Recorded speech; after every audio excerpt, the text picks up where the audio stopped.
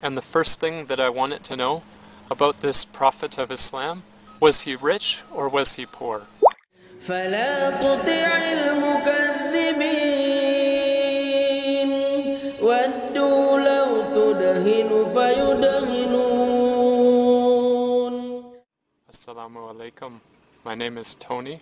I was born into a Christian family, and many of my family members are ministers or pastors or involved with the church in some way. Although my country is very beautiful, there's also a lot of problems with it.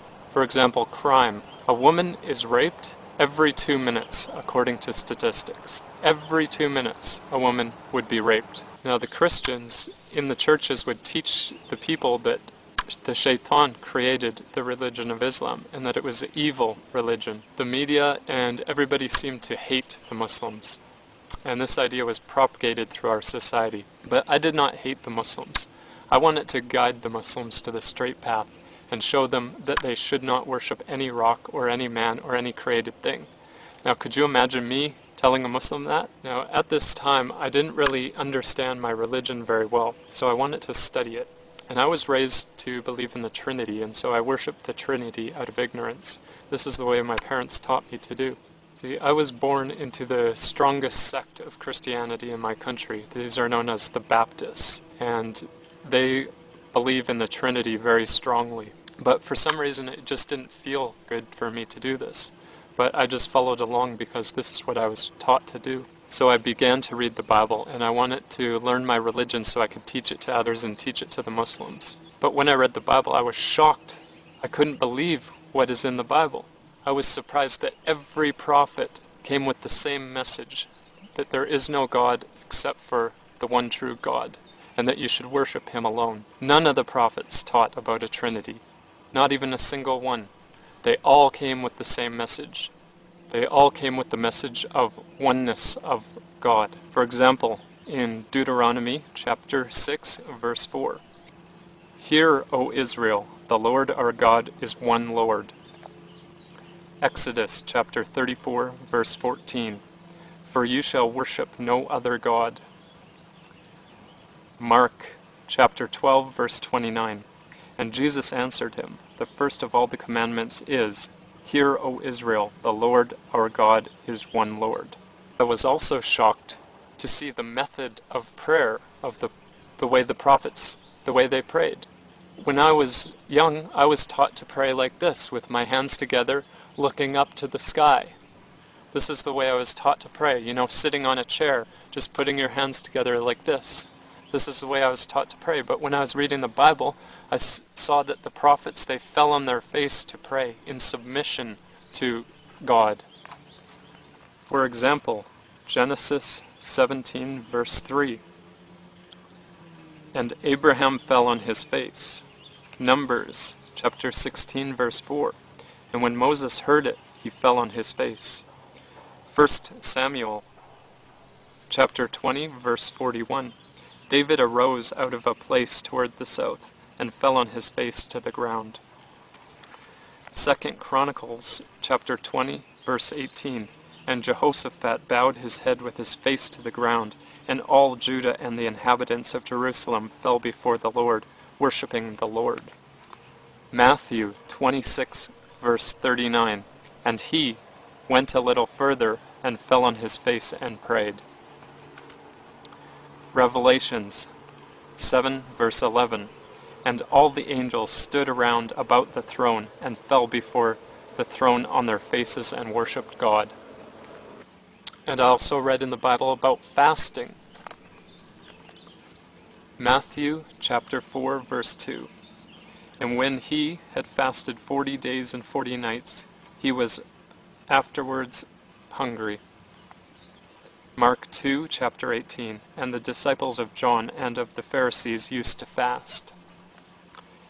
Matthew 6, verse 18. "Moreover, when you fast, be not as the hypocrites of a sad countenance, for they disfigure their faces, that they may appear unto men to fast." Matthew 6, verse 17. "But you, when you fast, anoint your head and wash your face." So as a Christian, we weren't even taught that we should fast. This wasn't even something that the church leaders even taught us to do. And not only this, but in the Bible it talks about the Hajj. In Psalms 84 verse 65, "Blessed is the man whose strength is in you, who sets their heart on pilgrimage as they pass through the valley of Becca." Genesis 47 verse 9, "And Jacob said unto Pharaoh, The days of the years of my pilgrimage are 130 years. You see, if the Christians were following their Bible, they would be so similar to the Muslims, and they would not hate the Muslims, but instead they turn their backs on their own book. They don't even believe in their own book. Instead they teach something different. If only the Christians would follow their own book, they would believe in the oneness of God. They would pray by prostrating. They would give charity. They would fast. And they would go to the Hajj, inshallah. Now, when I read the Bible, I was also disgusted at what I found. I was horrified because of the lies in it. For example, in the Old Testament, there's a story about Jacob, how he has a wrestling match with God, and he beats up God. He wins. He is superior in strength to God.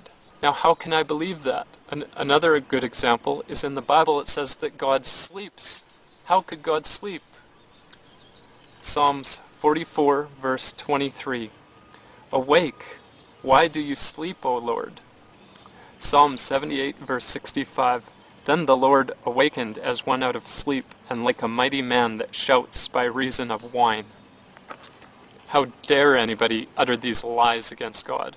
So how could I believe in the Trinity when none of the prophets believed in the Trinity, and none of the prophets taught about the Trinity? How could I believe in it?